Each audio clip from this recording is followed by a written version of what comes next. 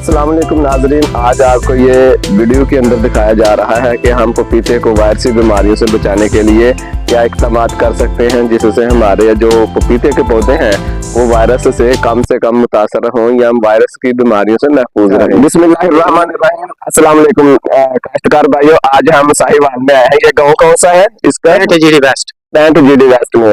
यहाँ पर हम तकरीबन पिछले 3 साल से अयूब एग्रीकल्चर रिसर्च इंस्टीट्यूट का हमारा एक गवर्नमेंट ऑफ पंजाब का प्रोजेक्ट था कि जो पपीता है एक बहुत जबरदस्त नकदावर फसल है और इसका जो है ये किसान की पाकिस्तान की मईशत को चेंज कर सकती है। हम इसको एक गेम चेंजर के तौर पे देखते थे, लेकिन इसकी जो सबसे बड़ा प्रॉब्लम था वो इसका था पपाया लीफ कर्ल वायरस का। पपाया लीफ कर्ल वायरस जो है ये जब एक दफा बीमारी आती है तो ये पूरे बाग को तबाह कर देती है। ये जितने भी हमारे यहाँ पर पंजाब के अंदर काश्तकार भाइयों ने पपीता लगाया उनको पता है कि उन्होंने इससे अगर इसको प्रॉपर मैनेज नहीं कर सके तो कितना नुकसान उठाया है, और जो लोग इसको प्रॉपरली मैनेज कर पाए थे उन्होंने इससे कितना मुनाफा हासिल किया। तो इसी सिलसिले में हम गाहे बगाहे मुख्तलिफ वीडियोस के अंदर आप लोगों को इसके बारे में मालूमात देते रहते हैं। तो पूरी दुनिया के अंदर अभी तक कोई पपीते का हाइब्रिड ऐसा नहीं बना कि जो इस बीमारी के खिलाफ, जो पपीते की पपाया लीफ कर्ल वायरस है, इसके खिलाफ वो रेजिस्टेंट हो।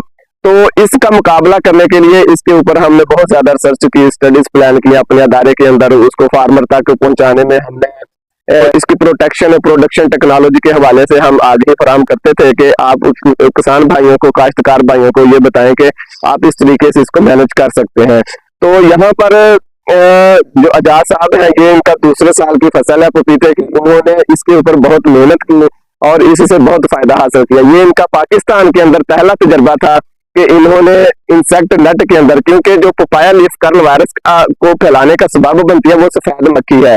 सफेद मक्खी आप लोगों को पता है कि पंजाब के अंदर बहुत कसरत के साथ कॉटन बेल्ट, ये साथ साहिवाल है, मुल्तान, भावलपुर, फैसलाबाद, हर जगह पर सफेद मक्खी की बहुत ज्यादा बहुतायत है। तो इस वजह से उससे जो ये जिस तरीके से कॉटन लीफ कर्ल वायरस है ये उसी खानदान का एक वायरस है।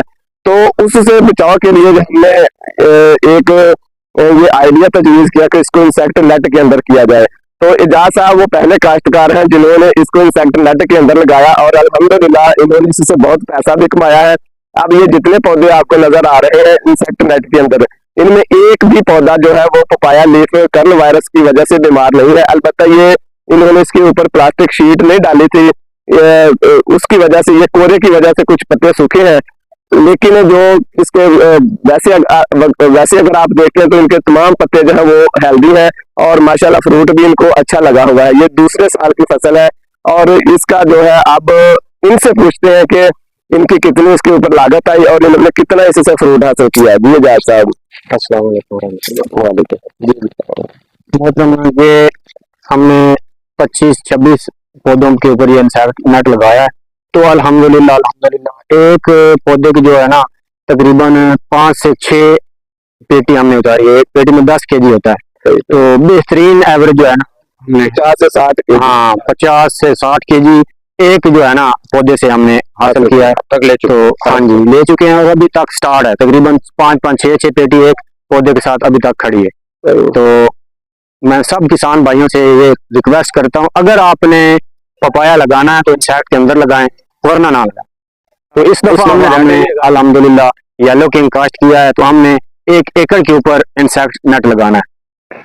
तो व्यास भाई मुझे ये बताएं कि ये आपने किस माह में लगाया था इंसेक्ट नेट? ये हमने जून जुलाई में लगाया। जून जुलाई में लगाया जी। इंसेक्ट नेट जो इसके ऊपर पौधों के ऊपर किया है, पहले तो वैसे पौधे थे जी, पहले वैसे थे। फिर जून में आपने इसके ऊपर इंसेक्ट नेट? जी जी जून में। इसमें कितना खर्चा आया? इसमें जो है ना मैक्सिमम 50,000 है जो 26 पौधों पे। मतलब जो पर पौधे के हिसाब से तकरीबन 2000 के। ये तो ज्यादा है, लेकिन अगर आप 1 एकड़ पे लगाएंगे तो बहुत कम कॉस्ट आएगी। हाँ, ये तो एक हमने एक्सपेरिमेंट किया था, लेकिन अल्हम्दुलिल्लाह ये कामयाब हो गया इंशाल्लाह। मैं फतियाना साहब और अबाद साहब ये हमारे अदारे में आते रहते हैं और भी बहुत सारे काश्तकार जो पपाया ग्रोवर्स हैं वो हमारे साथ रब्ता करते हैं। हम उनको ये बहुत अरसे से कह रहे थे कि अगर आप इसकी सफेद मक्खी को मैनेज कर लेंगे ना तो आप इसके वायरस को कंट्रोल कर लेंगे। तो ये बहुत अरसे से, मतलब कि आप ये काविश है कि आपने पहला पाकिस्तान के अंदर ये पहला स्टेप लिया और इसको माशाल्लाह एक कामयाब प्रोजेक्ट के तौर पे अब ये लोगों के लिए एक मिसाल है। तो हम इसको, लेकिन इसके अंदर बहुत सारे ड्रॉबैक्स भी हैं, बहुत सारे इसके अंदर कबाहतें भी हैं। इसमें बहुत सारे ड्रॉबैक्स के अंदर आप तो बेहतर जानते होंगे क्योंकि आपने इसकी ये दूसरा साल है देखभाल कर रहे हैं, तो ये इसकी पॉलिनेशन को प्रॉब्लम हो सकता है, इसका थोड़ा सा जो फंगस का प्रॉब्लम है वो आ सकता है। ये देखो नीचे कुछ वो मैं फ्रूट देख रहा हूँ, जो इस हवाले से ना फिर इसको थोड़ी सी ना जो काश्तकार है उनको विजिलेंट रहने की जरूरत है कि वो इसके ऊपर बर वक्त कोई ना कोई, जब फ्रूट के ऊपर नहीं इसको ड्रेंचिंग करें, तो किसी फंजीसाइड के साथ ड्रेंचिंग कर दें, क्योंकि हम फ्रूट एडिबल है, उसका इफेक्ट जो है फंजीसाइड का वो इसके अंदर रहता है। इस वजह से हम ये कहते हैं कि इसको ना फ्रूट की निस्बत जो है ना इसको कम से कम स्प्रे करना पड़े। और इसका सबसे बड़ा प्रॉब्लम जो है वो सफेद मक्खी है। सफेद मक्खी की वजह से ही हम इसके ऊपर स्प्रे करते हैं ज्यादातर इंसेक्टिसाइड। तो आपने कितने स्प्रे किए इसके ऊपर, कोई आप इस हवाले से काश्तकार भाइयों को अपना तजर्बा बयान करें। ये जो हमने इंसेक्ट नेट लगाया है ना, इसके ऊपर हमने कोई जो है ना स्प्रे नहीं किया। मक्खी सूंडी का कोई स्प्रे नहीं किया, इंसेक्टिसाइड कोई नहीं किया, कोई कुछ भी नहीं किया।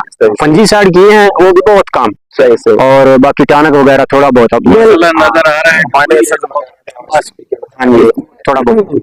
साहब इसमें हम यही कहते हैं जो इंसेक्ट नेट है ना, जब आता है ना अप्रैल के बाद मई जून जुलाई अगस्त, ये पपीते की जो डेथ है ना, इनको हम कहते हैं कि ये डेथ मंथ है पपीते के लिए। अगर ये 4 महीने आप पपीते को बचा लेते हैं ना इंसेक्ट, क्योंकि सितंबर अक्टूबर जब शुरू होता है फिर अक्टूबर में वैसे कीड़ा खत्म हो जाता है, फिर आप इसको नाम भी लगाए इंसेक्ट नेट तो इतना फर्क नहीं पड़ता जब व्हाइट फ्लाई ना हो। तो इसको ना इस हवाले से अगर आप थोड़ा सा इसको उतारते भी होंगे, इंसेक्ट नेट को उठा भी देते होंगे सर्दी में या गर्मी के अंदर, जब इसके ह्यूमिडिटी है ज्यादा हो जाती है, हबस हो जाती है, उसको फिर कैसे मैनेज करते हैं? इसमें सर जो है ना हबस वगैरह नहीं, दवा क्रॉस होती है आसानी से। इसका टेम्परेचर जो है ना बेहतरीन अंदर का होता है, गर्मियों में भी और सर्दियों में भी। आपने अभी तक इसको उठाया नहीं है? जब लगा दिया उसके बाद खोला नहीं खोला। इसका मतलब है कि ये जो बाहर ज्यादा जब गर्मियों में हीट ज्यादा होती है तो उससे थोड़ी शेल्टर भी देता है। जी बिल्कुल ऐसे सही। देखिए नाज़रीन, ये है प्रैक्टिकल, हम थ्योरी जितनी मर्जी पढ़ लें, लेकिन जब तक एक किसान काश्तकार जो खुद तजर्बा करता है, लगाता है या उसको कोई ट्रेंड करता है कि आप इस तरीके से अपनी कल्टीवेशन करें, तो वो फिर आप देखें कि उसमें कितनी एक कामयाबी मिलती है। तो इस हवाले से हम आपको ये तमाम पौधे भी दिखा रहे हैं कि इनमें देखें कि तमाम, लेकिन इसका साइज छोटा है। ये साइज अभी छोटा, पहले अच्छा साइज था। इसकी एक वजह ये भी है ना, इस दफा हमने इनको मुकम्मल ट्रीटमेंट नहीं किया, ये न्यूट्रिशनल मैनेजमेंट नहीं किया। इसका तो एक एक्सपेरिमेंट के लिए लगाए थे, तो इसीलिए इंशाल्लाह आगे फिर इसका जो है ना आगे लगाएंगे तो फिर मुकम्मल पौधों की ट्रीटमेंट करेंगे, तो इंशाल्लाह एवरेज से भी ज्यादा कामयाब तजर्बा है इंसेक्ट नेट के हवाले से। और इससे इसके ऊपर स्प्रे, क्योंकि पपीते के अंदर जो है वो स्प्रे के असरात जितने कम होंगे, क्योंकि ये आमतौर पर इंसानों में खाना होता है, तो जितने इसके अंदर असरात कम होंगे उतना स्प्रे कम होगा, उतना ये ज्यादा ऑर्गेनिक की तरफ जाएगा और ये उतना हेल्दी फ्रूट के तौर पे ना लोगों की सेहत के लिए ये बहुत ज्यादा मुफीद है। और कोई इसके हवाले से आप बात बताना चाहें इम्पोर्टेंट जो हम मिस कर गए हैं कि ये डॉक्टर साहब जो मैंने अभी देखा है ना, कि अभी देखें कि सर्दी में हमने अक्सर फार्म जो विजिट किए हैं उसमें सर्दी में टनल के अंदर भी फ्रूट डैमेज हुआ है, ठीक है। और यहाँ पे ये इंसेक्ट नेट लगाने की वजह से, हालांकि इन्होंने शॉपर ऊपर नहीं प्रॉपर लगाया, फिर भी सिर्फ इंसेक्ट नेट की वजह से इनका फ्रूट डैमेज नहीं नजर आ रहा।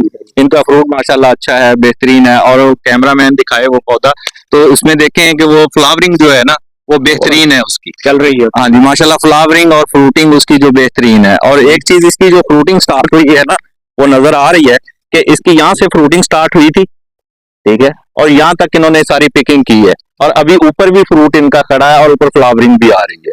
ये प्लस पॉइंट है इसका इंसेक्ट नेट का। और फंगस का अटैक भी इसमें कम नजर आ रहा है।